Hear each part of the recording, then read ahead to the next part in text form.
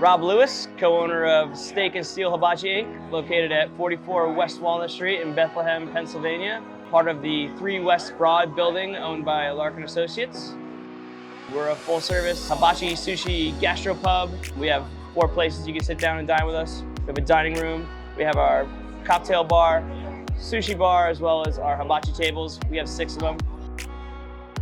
We have nothing but fresh ingredients in our bar. We make all of our simple syrups and juices and everything from scratch.